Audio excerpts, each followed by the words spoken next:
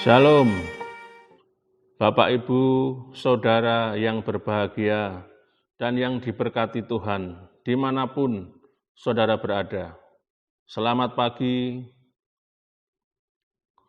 saya bersyukur biarlah damai sejahtera dan sukacita daripada Roh Kudus senantiasa ada di dalam hidup kita semua. Kita akan membaca firman Tuhan yang akan menjadi kekuatan sepanjang hari ini di dalam 1 Korintus 1 ayat 18. Sebab pemberitaan tentang salib memang adalah kebodohan bagi mereka yang akan binasa. Tetapi bagi yang diselamatkan, pemberitaan itu adalah kekuatan Allah. Saudara-saudara, ada orang yang merespon berbeda ketika mendengar firman Tuhan. Firman ini pun berkata, pemberitaan tentang salib memang adalah kebodohan bagi mereka yang akan binasa. Tetapi bagi saya, bagi Anda semua yang diselamatkan, pemberitaan itu adalah kekuatan Allah. Kita tahu kekuatan dari pengajaran dan iman kekristenan adalah kematian Yesus Kristus di atas kayu salib. Dan itu berbicara tentang penderitaan. Penderitaan tentang salib atau pemberitaan tentang penderitaan menurut orang dunia itu kebodohan, yaitu bagi orang-orang yang akan binasa. Maka banyak orang yang tidak mau membuka hatinya bagi firman Tuhan atau bagi Injil Kristus. Tetapi bagi saya dan bagi Anda semua, firman ini berkata, pemberitaan tentang salib itu kekuatan Allah. Saudara yang berbahagia, banyak orang Yahudi pada waktu itu menganggap bahwa kabar baik tentang Yesus Kristus, tentang kematian dan kebangkitannya adalah sebuah kebodohan. Karena mereka mengira bahwa Mesias itu seorang raja yang akan datang, yang membawa mujizat, yang membawa kelepasan, yang duduk di tahta Daud, memerintah bagi mereka, yaitu bangsa Yahudi. Ternyata kedatangan Kristus menjadi orang yang menderita, bahkan mati, itu mereka anggap bodoh. Mereka tidak mau mendengar. Saudaraku, mari kita ingat bahwa cara berpikir dunia ini dan cara berpikir Tuhan itu dua hal yang berbeda. Prinsip dunia dan prinsip Alkitab itu berbeda. Makanya kalau Alkitab berkata, kalau kau ingin menuai, engkau harus menabur. Kalau orang dunia berkata, kalau kau ingin kaya, ya harus menabung. Jangan dikeluarin uangmu. Saudara-saudaraku, cara berpikir manusia dan cara berpikir Allah itu berbeda. Maka bagi sebagian orang, pemberitaan tentang kebenaran itu bodoh. Saya kasih contoh ya. Misalnya ada orang yang menjahati kita. Apa yang harus kita lakukan? Ya berdoa bagi dia, mengampuni dia, bahkan mintalah berkat bagi dia. Apa? Kita harusnya balas dong. Saudara, jangan membalas kejahatan dengan kejahatan, karena kata firman Tuhan, kita sama jahatnya. Prinsip dunia dan prinsip Alkitab itu berbeda, saudara-saudara. Makanya ayat ini berkata, pemberitaan tentang salib itu sebuah kebodohan. Bagi siapa? Yaitu bagi mereka yang akan binasa. Orang yang enggak mau menerima ajaran kebenaran, orang yang tidak mau menerima pengajaran tentang salib Kristus, tentang kematiannya, penderitaannya, akan menerima kebinasaan yang kekal. Mengapa? Karena mereka tidak tahu bahwa pemberitaan tentang salib Kristus itu adalah kekuatan Allah yang akan menyelamatkan seluruh umat manusia.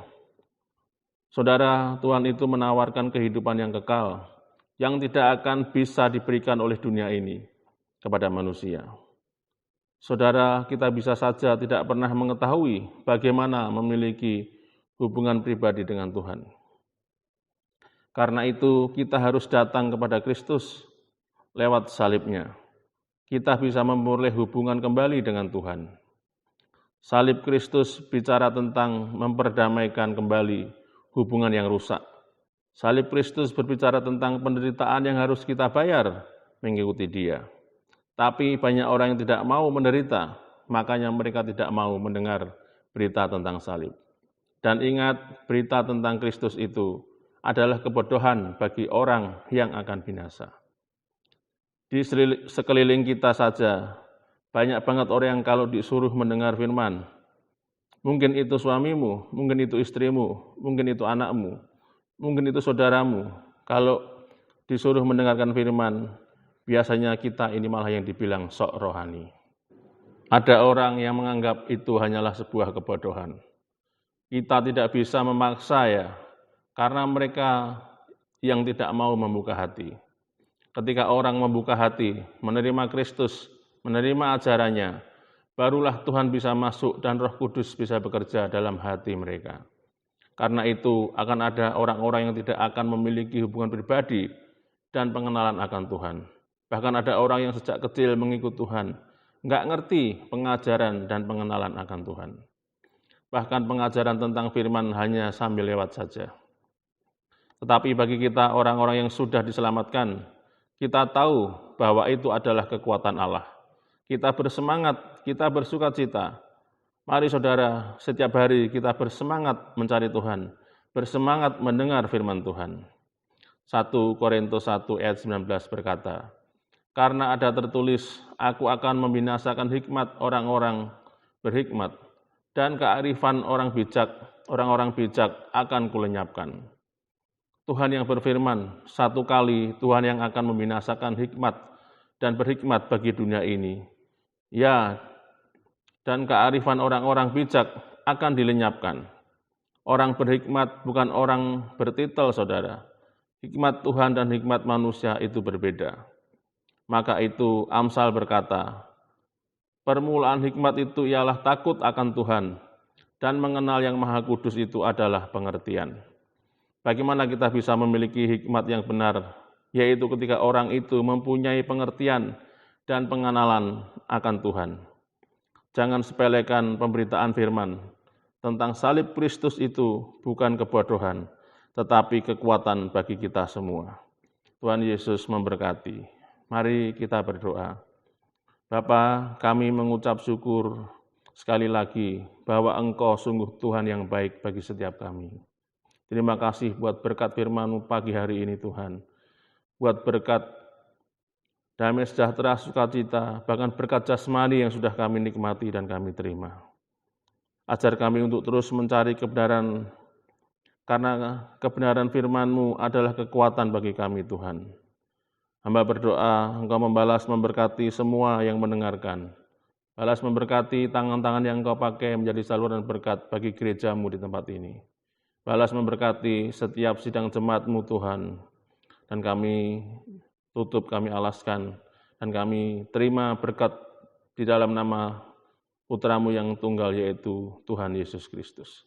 Terima kasih Bapa. Haleluya. Amin. Demikianlah Kau menuntun langkahku, hari depan indah Kau beri, rancangan-Mu yang terbaik bagiku.